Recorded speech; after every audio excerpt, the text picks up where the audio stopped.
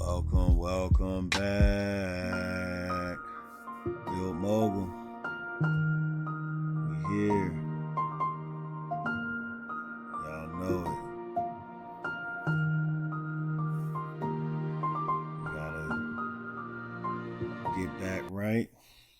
We want y'all to enjoy the life we're in right now. Sometimes you just gotta enjoy it. Sit back, clear your mind. Because it's a lot. I know it's a lot. I'm going through it too. I'm right here with you. Right here with you. It's Bilt Mogol. We in the club. You in the club, I'm in the club. We in the club, man.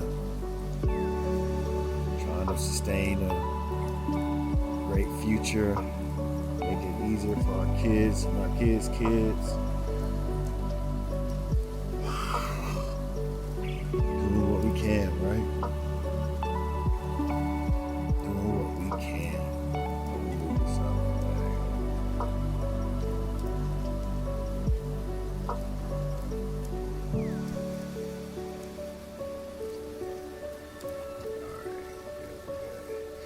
Yeah. What's been going on? We here. Family's here. We had a game today. We lost 2 games today. Strictly ballers. You know, trying to do something good for the kids. Give them something to hold on to, especially since they are our future, right? Even though the country isn't going in a particular direction I would like it to, I still do what I can. I got a nephew, I got nieces, I got cousins, I got kids on the way of my own. So I gotta do something. Gotta do something, right? Gotta build. Gotta grow. It's more than just us now. We got others to take care of. So I understand it gets pretty hectic. It gets pretty painstaking. You don't think you can take much more after a while. But you know what? What doesn't kill you makes you what? That's right, makes you stronger. I think I showed this one last time. Ooh, yeah, bro. So, keep going, man. I promise you will pay off eventually. I promise you there's light at the end of the tunnel. Come on now. I think we got everybody in. Go ahead and subscribe. Go ahead and like the channel. We got a nice conversation for you. You read the title. It's right, Project 2025. We're going to break it down. We're going to break this all the way down. I'm not going to go over everything that's in the document. It is a long document. But there are a few key, very, very key things I want to cover. And it's going to be over a series of videos, probably over the next month or so. Probably up until right before election. Probably going to be talking about this. So let's go ahead and start it now. Why not? This is what they're doing to us, man. They've already scoped out the next 25 years. Don't think because it says Project 2025 that they stopped here. That they just said, okay, 20. No, they got Project 2030, Project 2040, 2035. Come on now. Think about it. Open your eyes, open your brain, open your mind. This was a crazy play, man. Kyrie, I remember this play. Play was just gorgeous. I remember somebody, I was in a pickup game. They said you couldn't fall on the ball as a travel. I said, well, explain that then, because he literally fell on the ball, turned around, threw it. Boom. You already know still collected, man. If you want this on your wall, if you want that play playing on your wall, that's a great play. Great plays like that deserve to be posted up. That's why we watch this, man. That's why we watch basketball. It's the only relief we get from the craziness of this world. We'll watch one more, guys. We'll watch one more. Still collected, y'all. Go ahead and subscribe so you can pick up your own moment. Well, not Jamal Murray, just to Anthony Edwards. Yeah. But yeah, man, this world is so stressful, so much going on, especially in this politics. I know I'm stressed out myself. Seeing everything that's happening, everything that's going on. We still gotta get up and go to work the next day. Ooh. Yo, that was a dope one. Y'all see that? Check this out. Ooh, stop. Ooh, give me that. Ooh. Off the backboard. Golly. Yo, you gotta quit basketball. Who are you? Oh, don't tell me that's. Oh, dang.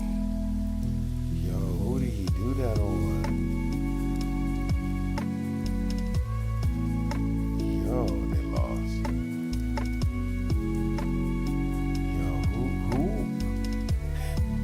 Who was that? Let's see, who was that? Let's see how back this jersey. Oh, he has a turn. Junior. I gotta look that up, man. You gotta quit after everybody pointing at you. You gotta quit after that, dog.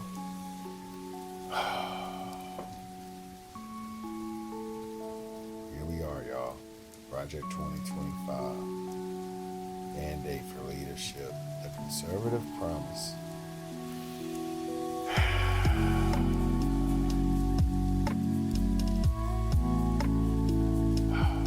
Here we are. This is what the plan is. Policy agenda.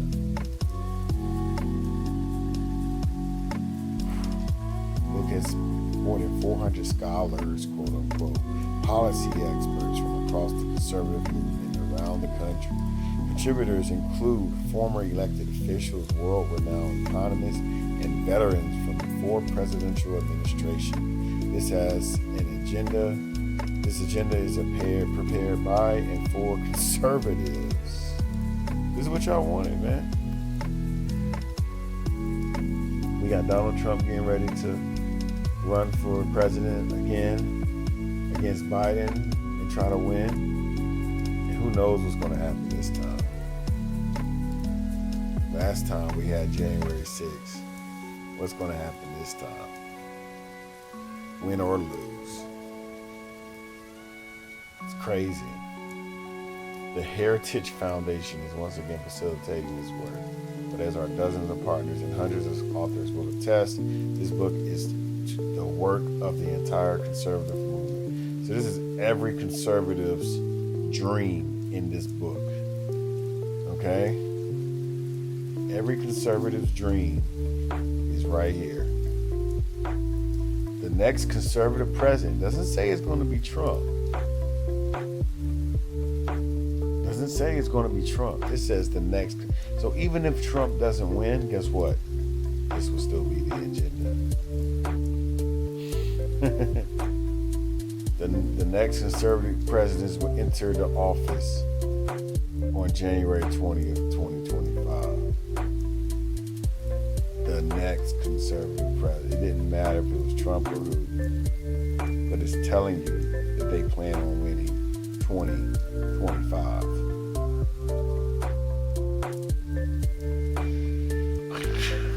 This is their all stop, y'all. This is their I won't say secret weapon, but this is their this is what they cooked up. All right, this is what they cooked up, and they're saying, hey, this is it. This is where the buck stops. The buck stops here. They're saying we are taking this by the horns. Now, this is a very interesting document here, and this is going to definitely change the tune of what I really want the channel to be about. So I don't want to go too deep into it. Okay, so I was raised in politics, guys, and I despise it. I'm gonna give you my opinion on politics real quick. I despise politics, okay? I despise it so much because of its just manipulative, its devious tactics. It uses all the evils that come with it, all the ills. Even though there are some good, and the good can outweigh the ills sometimes, but the ills have such an effect that taint and corrupt the good that it can quickly switch from one thing to another, and that's my issue with it. That's really my issue with it. Is how quickly things can shift when it comes to running a campaign successfully, getting the votes that you need, getting the support and the donors that you want. Like, all of that becomes part of the problem right there. And so I would do a lot of campaigning around when Obama was running. I was too young to vote, but my mom would have me campaign and, go around neighborhood, passing out flyers, knocking on doors, doing stuff like that. And I thought I was doing something good. I thought I was doing something that required duty, required civic duty and effort and understanding, integrity and all of that. And it felt like I was maybe learning the process, the way I wanted to learn it and grow with it and possibly become something in it. And, so I took a political science class. It was an AP course, my senior year. None of my parents were in political positions, but they held, jobs that were around political opinions and around other things regarding politics, like healthcare, crime, statistics, all of that. Like, that became how our family functioned in a lot of ways, especially when it came to voting and when getting old enough to vote. And my thing is, I didn't want to vote, but I'll tell you why I didn't want to vote, because you got to understand that. I have my segment, Make Me Vote, that we're going to do, which I have a little bit about that. I was speaking with another colleague of mine about voting and why we should vote and all this other stuff. I've become more educated on the matter, and I'll go through my thoughts with that. But when I took that AP political science course, and I learned some interesting things about our government. Of course, I knew our government, our legislative branch, judicial branch. Like, of course, we knew how the Senate and the House, we learned about how that worked, the inner workings of the government. But politics in particular is is the science. Political science is the study of people's, of social issues and people's effect to them. You're literally studying how people react to certain societal shifts or changes or policy matters, or things like that. You're studying the demographics and how they vote. Where are they going to lean?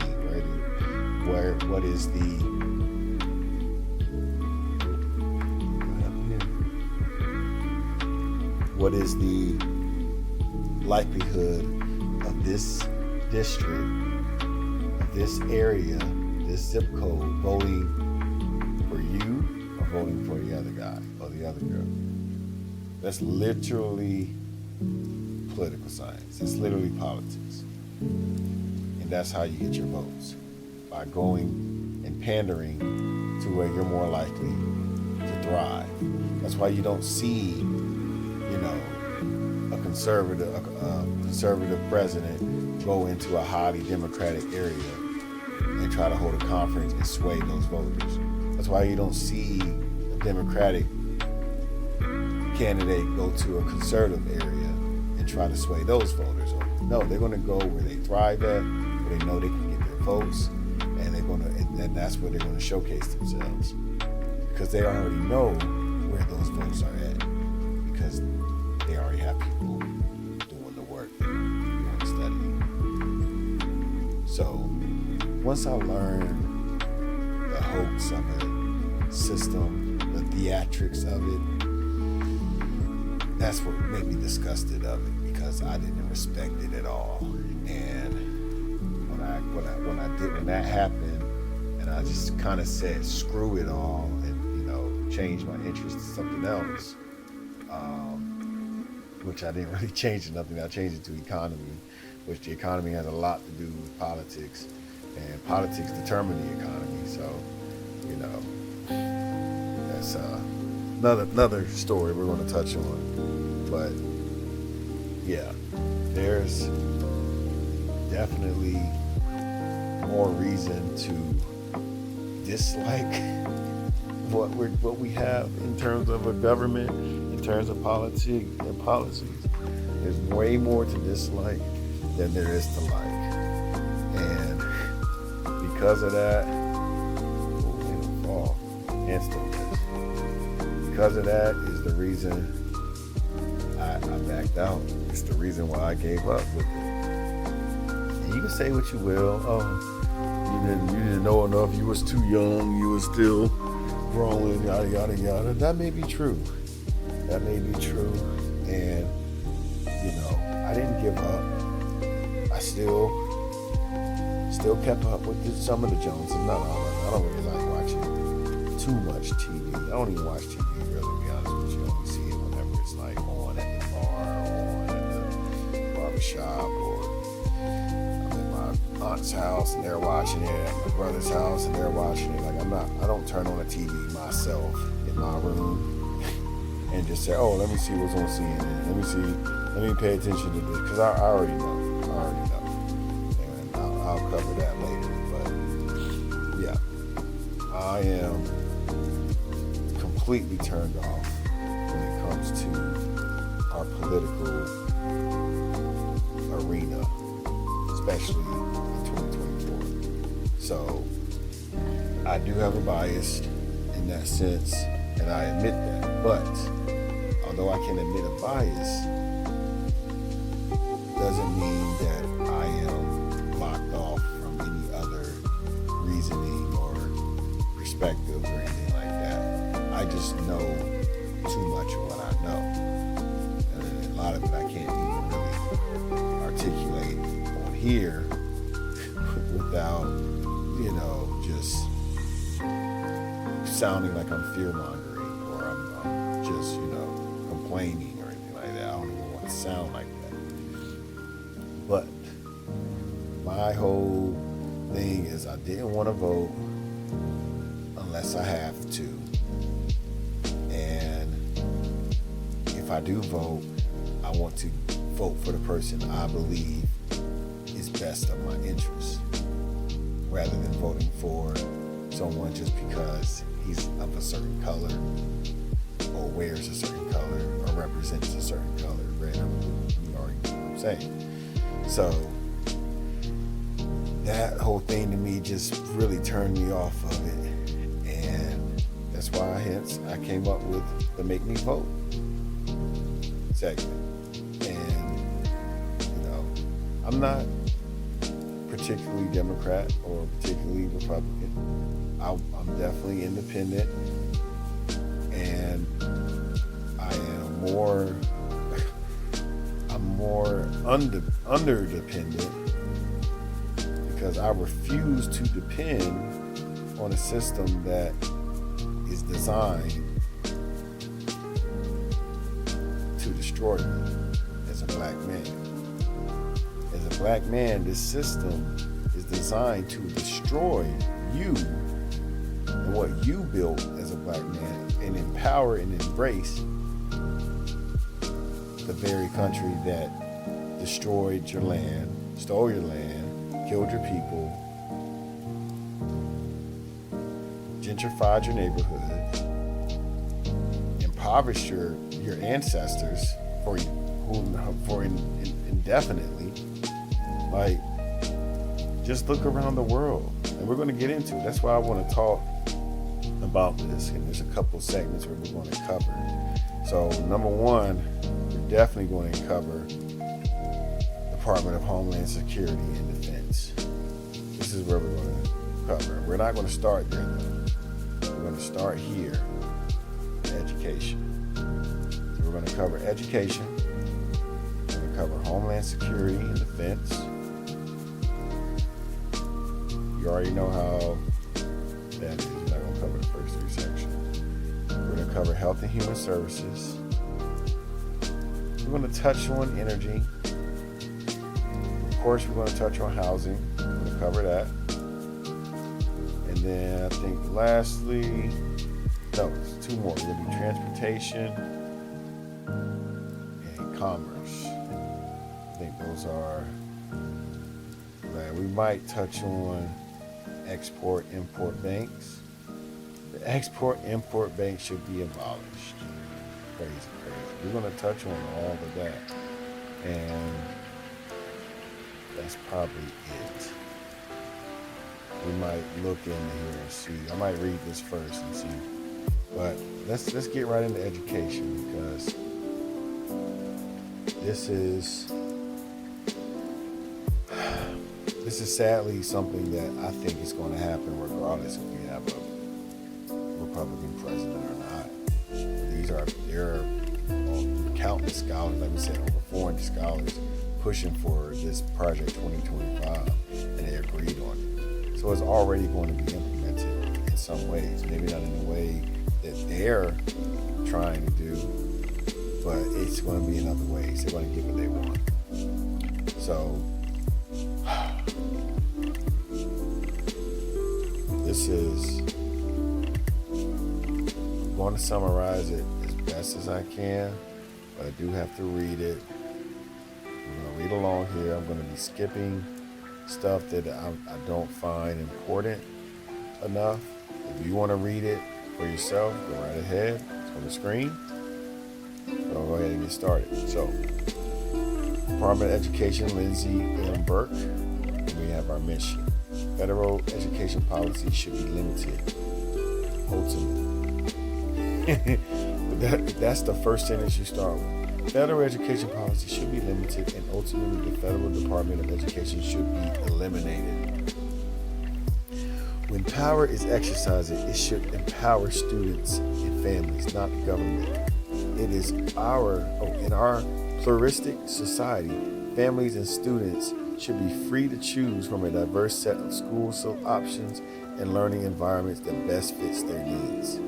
Our post-secondary institutions should also reflect such diversity, with room for not only traditional liberal arts colleges and research and universities, but also faith-based institutions, career schools, military academies, and lifelong learning programs. So that's the mission. The mission says what we want is a more variety educational system. But it also says the Federal Department of Education should be eliminated.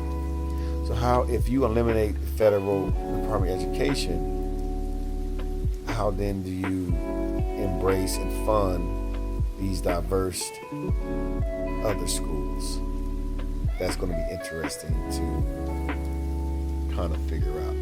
Elementary and secondary education policies should follow the path outlined by Milton Friedman in 1955. Why do you want us to follow a path line from 1955? Education is publicly funded, but education decisions are made by family. Ultimately, every parent should have the option to direct his or her child's share of education funding through an education savings account, ESA, funded overwhelmingly by state and local taxpayers. So our taxes pay into an education savings account, which would empower parents to choose a set of education options that meet their child's unique needs. Okay, interesting. All right. So states are eager to lead in K-12 education for decades. They have acted independently for the federal government to pioneer a variety of constructive reforms and school choice programs. For example, in 2011, Arizona first piloted ESAs when a child in public school is used instead on education options such as private school tuition, online courses, and tutoring. In 2022, Arizona expanded the program to be available to all families. So they basically implemented this in Arizona, where they had ESA accounts for parents to direct certain educational programs to their children. I have no problem with that. I'm going to show you what I got a problem with. The future of education freedom and free form in the states is bright and will shine brighter with regulations and red tape from Washington that are eliminated. Federal money is inevitably accompanied by rules and regulations that keep influx of funds from having much, if any, impact on student outcomes. It raises the cost of education without raising student achievement. Okay, so we're going to skip all of that because you're just giving us problems.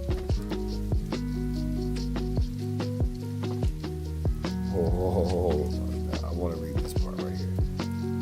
Although student loans and grants should ultimately be restored to the private sector, or at least the federal government should revisit the role as guarantor rather than direct lender, federal post-secondary education investments should bolster economic growth, and recipient institutions should nourish academic freedom and embrace intellectual diversity.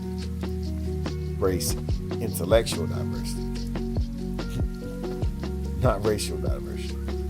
That has not, however, been the track record of federal higher education policies or of many institutions of higher education that are hostile to free expression, open academic inquiry, and American exceptionalism. Federal post-secondary policy should be more than massive, inefficient, and open-ended subsidies to traditional colleges and universities. It should be rebalanced to focus far more on bolstering the workforce skills of Americans who have no interest in pursuing a 4-year academic degree. It should reflect a fuller picture in learning after high school, placing apprenticeship programs of all types and career and technical educations on an even playing field with degrees from colleges and universities, rather than continuing to buttress a higher education established captured by woke diversicrats.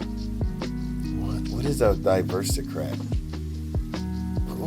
They're adding words that no one knows what it means, and they're adding it into this policy. Look at how they do this. They could just make up words and put it in there and say, hey, this is a word, diversicrats, that we made up that means something that you don't know what the hell it means. We just made it up. And a de facto monopoly enforced by the federal accreditation cartel.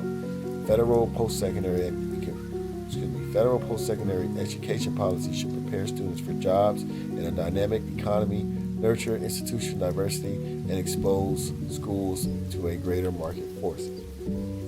Y'all could have got rid of this. You could have got rid of this sentence. We got rid of that sentence. It sounds like you're attacking something. So it sounds good. It sounds like a new plan to revise our education, our academic system, to put more focus on skilled labor, which how many people want to be doing a bunch of skilled labor? But we'll see. But focus on other forms of career and technical education rather than just degrees in college universities. I'm actually okay with that. I'm actually not at all anything wrong with that. What I have a problem with is what they're going to end up telling you right here. For most of our history, the federal government played a minor role in education. Then over a 14-month period, 1964, Congress planted seeds for what would become the U.S. U.S. Department of Education. In July of that year, Lyndon B. Johnson signed into law Civil Rights Act of 1964. After Congress reached a consensus that the mistreatment of Black Americans were no longer tolerable and merit a federal response. Wait, see, they mentioned nothing of Martin Luther King, nothing of the great efforts it took. Oh, it was Congress that said, you know what, we're tired of this mistreatment of Black people. We're so tired. We are no longer tolerate this mistreatment. Us, the Congress, decides that. No, you didn't. Lyndon B. Johnson didn't even give a damn. Lyndon B. Johnson did. This is why they want to push this, because they want to erase. They don't want you to even know who Martin Luther King was, who Malcolm X was, who Rosa Parks was, who Harriet Tubman was. They don't want you to know any of this. And this is what they're going to do. And so you say to you look up here and say, oh, this is good. Yeah, we like that. Then you look down here and you're like, wait a minute. This kind of, what is this? Why did you mention this? Why are you mentioning it? And then to mention it and not mention Martin Luther King, not mention Malcolm X, not mention all the other Black people who really fought for this to happen. The Million Man March. They didn't want to sign this in the bill. It had to be forced. And guess what? Guess who's getting the credit for it? Not your black ass. Not you at all. In the case of Elementary School and Secondary Education Act of 1965, the Higher Education Act of 1965, Congress sought to improve educational outcomes for disadvantaged students by providing additional compensatory funding for low-income children and lower-income college students. There it goes again. They want to take credit for the shit that they caused. The problems that they caused, they want to be the sole savior of those problems. They want to be the ones that get the credit. Oh, we had slavery, but guess what? We fought to end it. We ended it. It was us. Black people weren't allowed education and weren't allowed in school because of us, but guess what? We said it's no longer tolerable. We don't want that anymore. Come on now. That's not what happened. You were forced. You were forced. You lost wars. You were met with violence. You were met with discomfort. You were met with anger and just revolution from the people. This wasn't something you just up and woke up and decided to do out of the goodness of your heart. We don't want to hear that no more. Spinning, yeah, we can skip that. So, they're just explaining things. Here's the meat right here. As the next administration executes its work, it should be guided by a few core principles. So these are the core principles they want to focus on. We'll go through them real quick. Advancing educational freedom. Empowering families to choose among a diverse set of education options is key to reform and improve outcomes. It can be achieved without establishing a new federal program.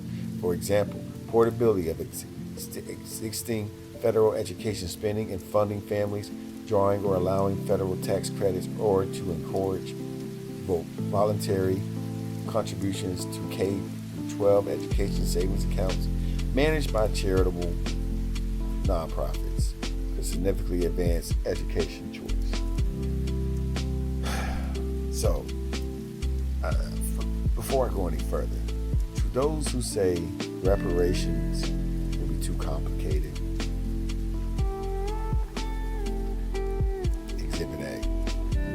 For those who say it will be too complicated, this is just one chapter. Mind you, there's 30 chapters. One chapter is 30 pages. So what does that tell you? Actually, one chapter is 44 pages. So this is at least 1,000 pages long. And you telling me that reparations is complicated? Get the fuck out of here. All right. Providing education choice for federal children. Congress has a special responsibility to children who are connected to military families, who live in the District of Columbia, or who are members of sovereign tribes. Responsibility to serving those students should be housed in agencies that are already serving these families. Don't they already have that? Don't they already have military schools and schools the president's kids goes to and stuff like that? Like, restoring state and local control over education funding. Restoring state and local control over education funding. So your funding will be dependent on whatever the state decides. That's crazy. And we already know how that's going to go. Oh my gosh, this is already looking bad, y'all. This is looking so bad. As Washington begins to downsize, we don't even need to do that.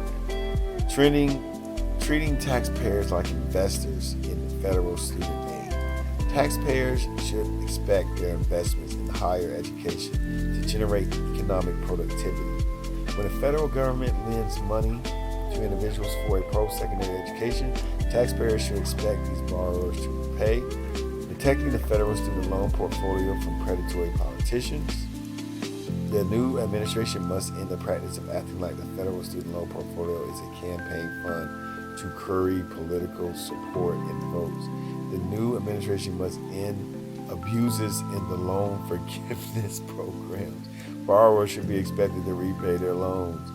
Wow. Wow. Wow. Wow. Oh, you think they're being lenient on you? Oh, we want to treat the taxpayers like they're investors to the federal student aid. Oh, you better pay that money back, fool. You better pay all that money back, plus that interest too. Pay back that loan.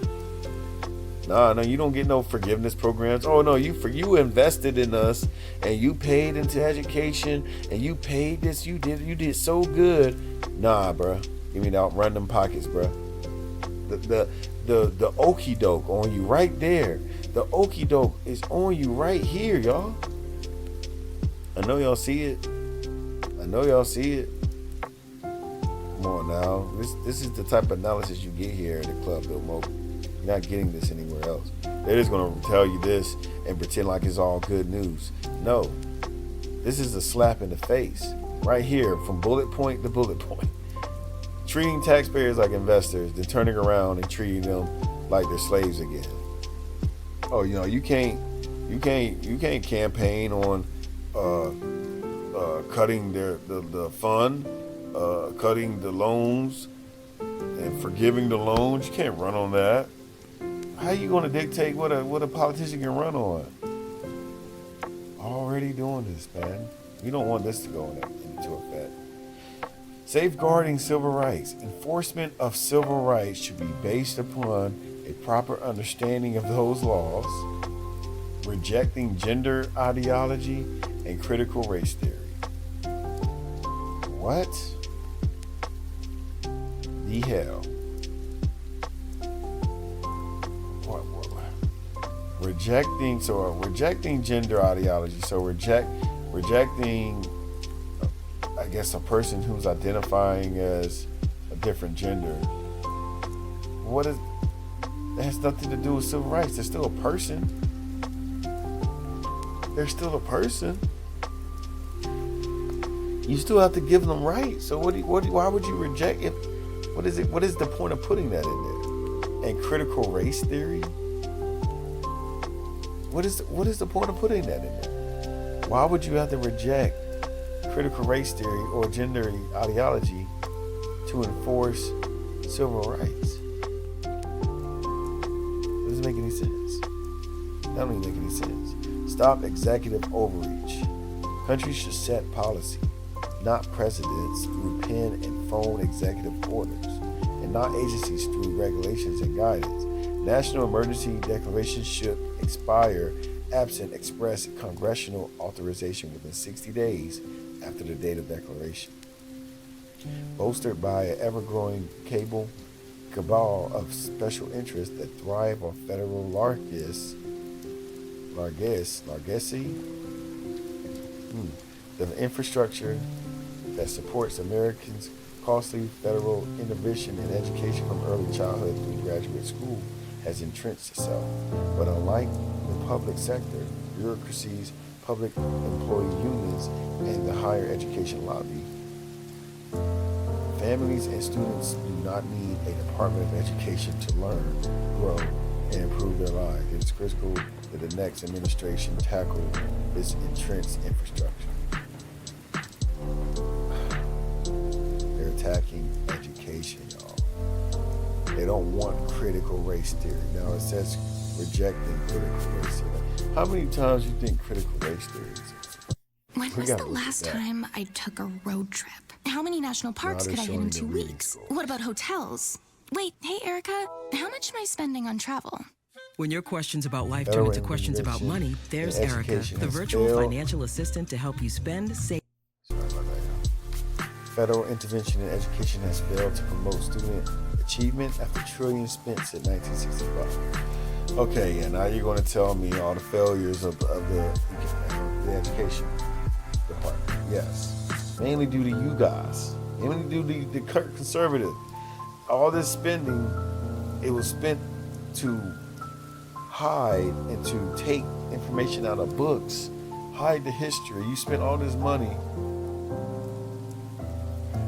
You guys did this, and they're trying to tell us, oh, this was bad. We spent all this money. We spent trillions of dollars. So the fuck what? You wanted to spend that money.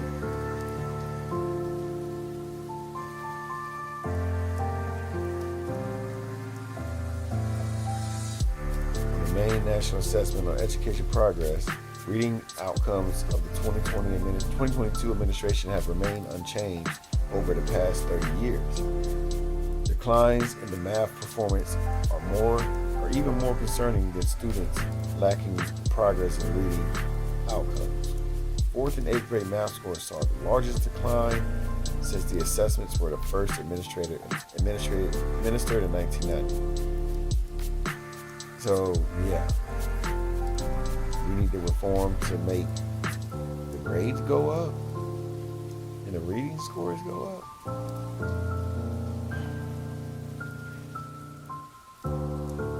This is nothing. Let's see here.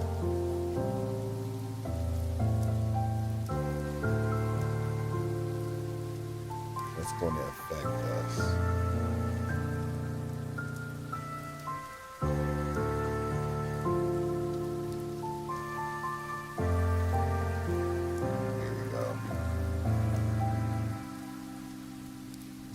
Next administration should completely reverse the student loan federalization of 2010 and work with Congress to spin off FSA and the student loan obligations to a new government corporation for professional governments and management. So this is this is going to change the way we do student loans completely.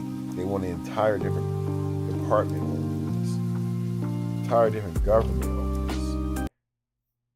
They want an entire different government over all of this. But yeah, that's why they did all of this. And I want to review a little bit more, but I wanted to cover that part because that was very important. Charter school grant programs they go into. If you want to read, my music stop. Go somewhere else. If you want to read the rest of this, go ahead and type in project2025.org and it'll bring all that up for you.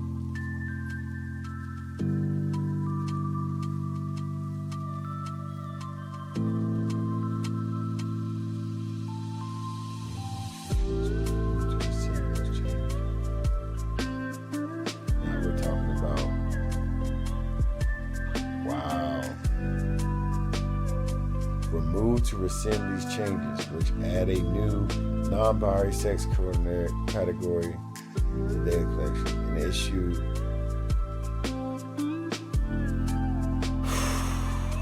Wow.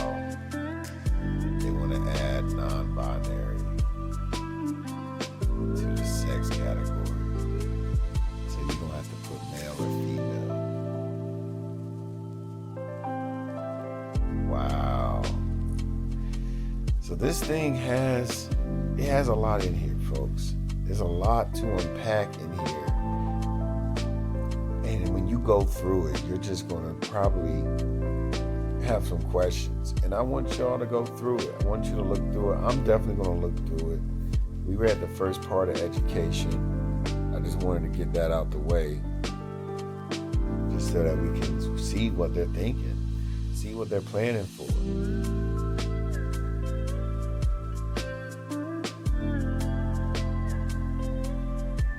They're revising. This is an attempt to revise and to change pretty much how we see the operation of the government today. They're eliminating loan programs, revising entire departments, gutting things, adding things. Give it a read. I'm going to look through it.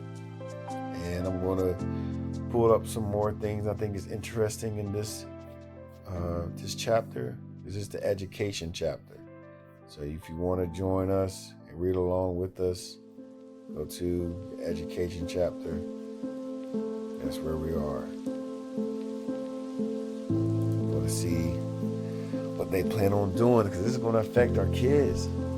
Think about your son or your daughter being able to say, oh, I'm non-binary. How would that make you feel? And also think about the same school and the same people around that school must reject critical race theory, whatever that is. They got to reject it in order to enforce certain civil laws.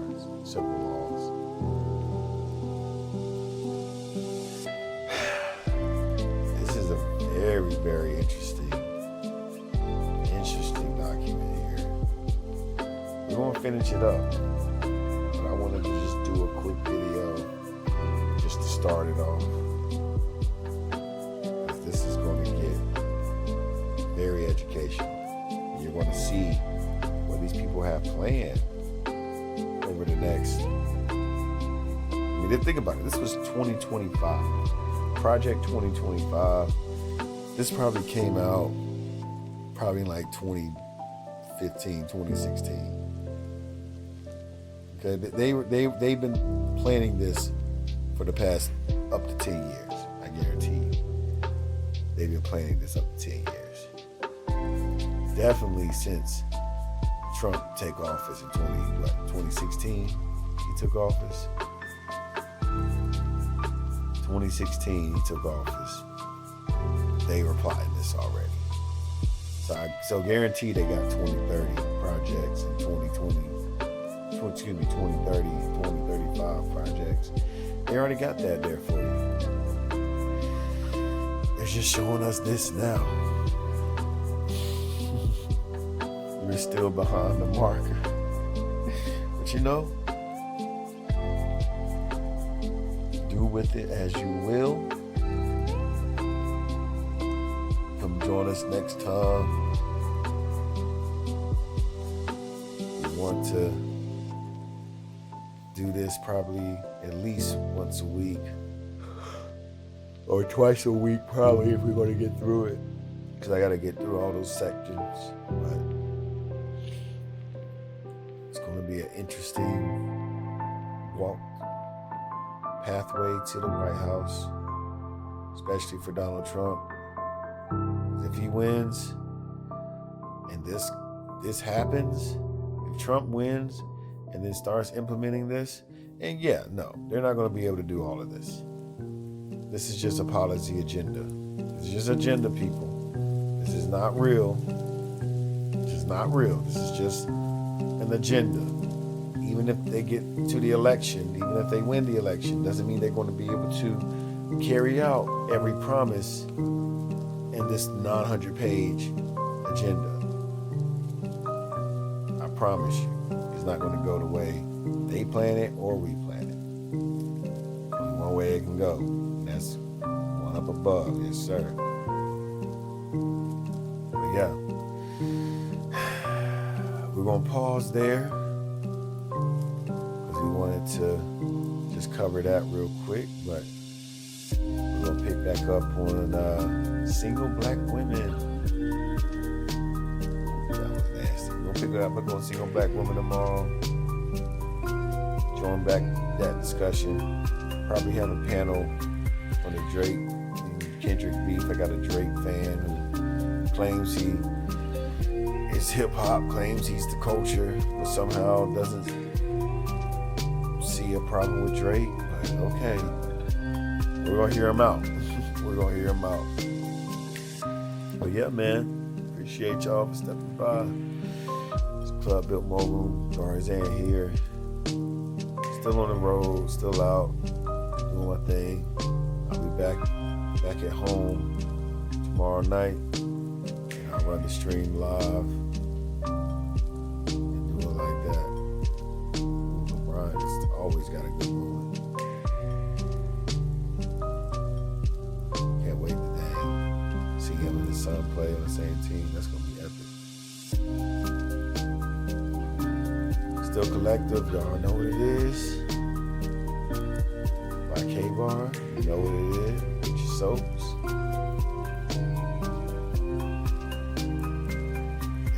And I had a video from our HSA. Let's go check him out. He had another dope video he sent. We're gonna check that out and head out. Started, now I'm going retarded, saying I started some shit. Somebody go get some water and pour this shit on niggas. I done got hot in the bitch and I ain't even poppin'. I'm out the city, you know I'm for blank, niggas can't even stop it. I get in that mode, sell everything that I got and take off all these chains and these watches, these niggas from old. Monkey see monkey do, that ain't the way that I'm rocking. You gon' see all 10 of my toes, touching the motherfucking ground till they man up and drop me. I swear to You've seen this one. Yeah, this is the new one. 4 days ago. Here we go.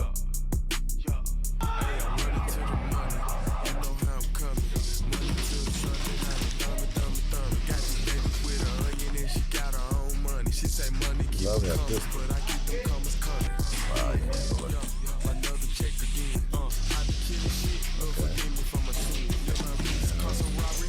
I thought that light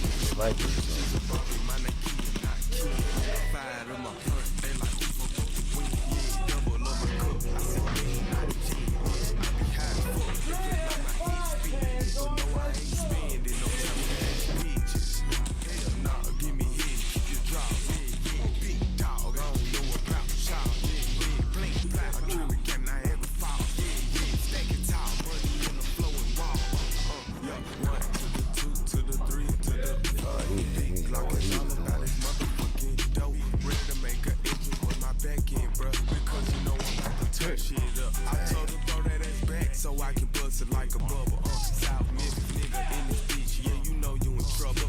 Ain't nothing but a P thing, baby. Young iced out nigga going crazy. Paper route is the label that pays me. What y'all think? Y'all like the airsoft challenges, the game? It's pretty dope. Yeah, we got one right there.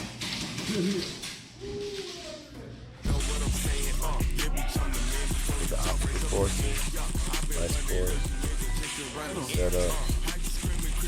These like whole movie scenes, man. I'll go there and try to shoot a quick movie scene real quick. Having somebody in the building, interrogating them. Because you know I'm about to turn shit up. Yeah, turn it up, bitch, I'm the shit. Giving niggas bubble gut, every whip in my crib, it just like it. Except my yellow short bus, that's my Rolls Royce truck. Yeah, I be going nuts, nigga, I be going nuts. Numbers, run up if you run up. Chopstick on me, bitch, I eat you like a ton of. And these young niggas with me, like a runner. I wonder why these niggas behave. Flashlight hit you, that shit is blind. I went and did that, and when it's dark in them dark areas, it's pitch black now. Executed them. Mob shit. Hey. Alright, y'all. I gotta head to bed. That was a good video. Appreciate y'all for. If you're seeing this video, it's your sign that you have a message inside you that is meant to reach a whole bunch of people. And my guess is if you're seeing this video, you We're gonna end it. This is going to be such an exciting day. I hope you enjoy it. I think you will.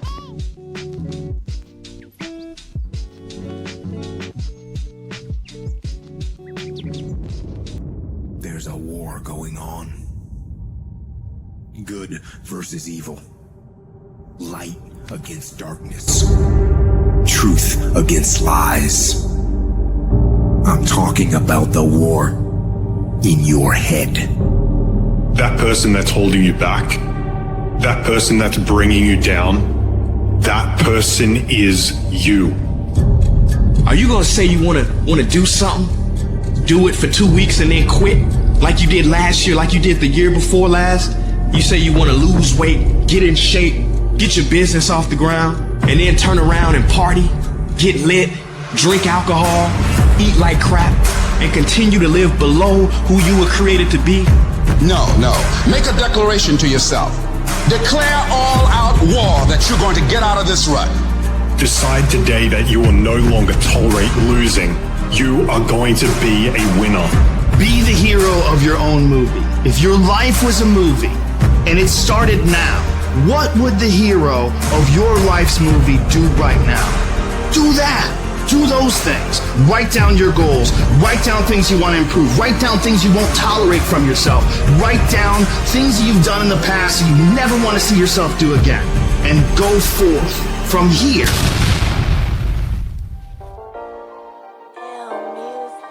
All right. Yeah. Welcome to the Bilt Mogol. Yeah. It's the great Alexander.